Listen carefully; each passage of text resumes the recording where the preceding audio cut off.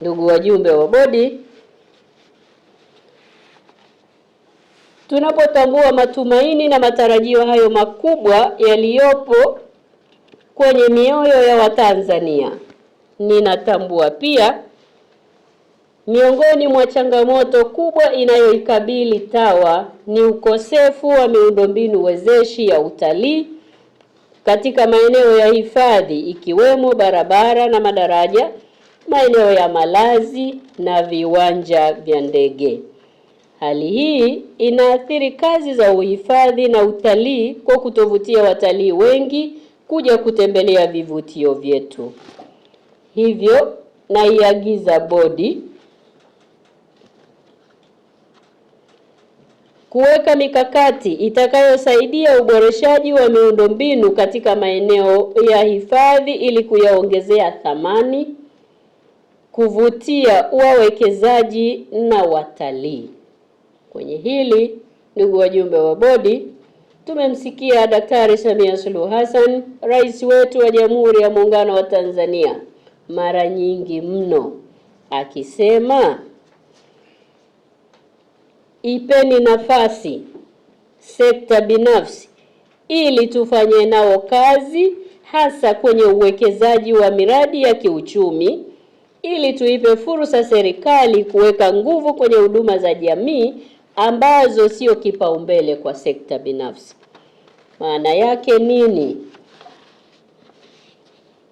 Tuwaite sekta binafsi tukae nao, tuwauzie fursa tulizo nazo kwenye eneo tulilokasimiwa kulisimamia,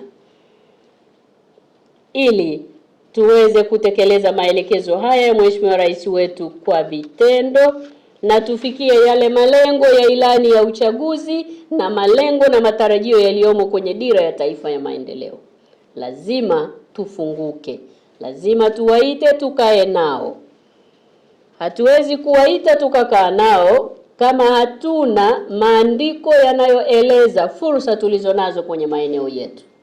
Naielekeza bodi kwenye kila eneo tulilokasimiwa kulisimamia liwe na andiko lake la fursa za uwekezaji, iwe kwenye miundombinu ya barabara, iwe kwenye miundombinu ya malazi, ili tutoke sasa tuiite sekta binafsi, tukae nao, tuambie tuko tayari, andiko letu ni hili, tuboreshe kwa pamoja ili watuwezeshe kutekeleza miradi hii ya maendeleo kwenye maeneo yetu. Lengo letu sisi tunajua ni lile lile, tutengeneze ajira kwa watoto wa Kitanzania, tuvutie utalii, na mwisho wa siku mwaka 2030 tuwaambie wenye duka Chama cha Mapinduzi tumetekeleza yale mliotuelekeza ya watalii milioni 8 hawa hapa wameletwa kupitia taasisi yetu ya TAWA.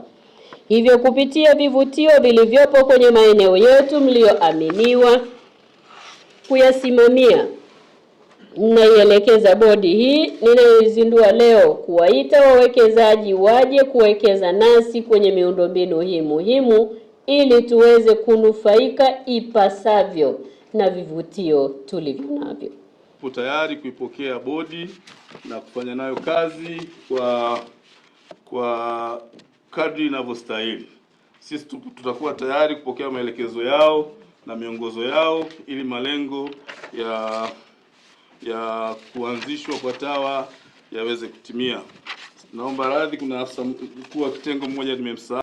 Awali ya yote, ninapenda kutumia nafasi hii kumshukuru Mwenyezi Mungu mwingi wa rehema kwa kutuwezesha kushuhudia tukio hili adhimu la uzinduzi wa bodi ya 4 ya wakurugenzi wa TAWA.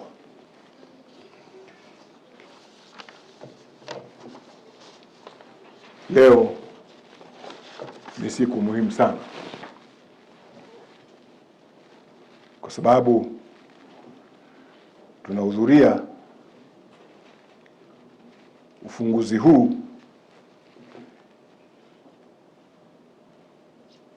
kwa kipindi cha kama bodi 2 hivi zilizopita. Kwa mara ya kwanza bodi ikiwa imekamilika kuanzia day one. Kwa hiyo tunakushukuru sana. Sisi TAWA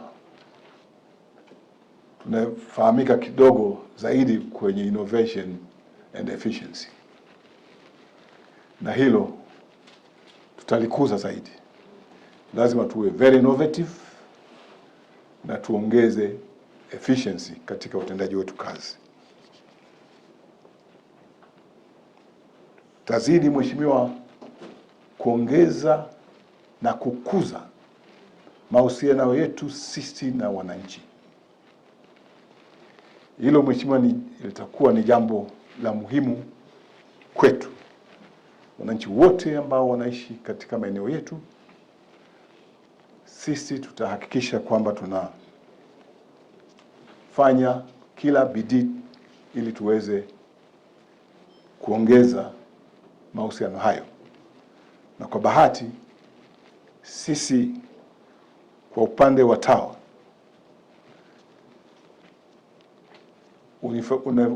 wananchi wanavyonufaika na uwepo wa TAWA ni kwanza, kuna 25% ambayo ya uwindaji lazima ipelekwe kwa wananchi. Pili, kuna dola 5,000 ambayo kila mwekezaji wa vitalu analipia. Tatu, kila mwekezaji na hususan hao wa SWAICA, kuna kiwango maalum ambacho tumesema kisiteremke chini ya hapo katika kuhudumia wananchi. Kwa hiyo katika kipindi hiki Mheshimiwa, utapata kazi kubwa sana, wewe pamoja na makamu na deputy wako, kuzungukia na kuona ni kiasi gani TAWA na wadau wake wametoa kwa wananchi.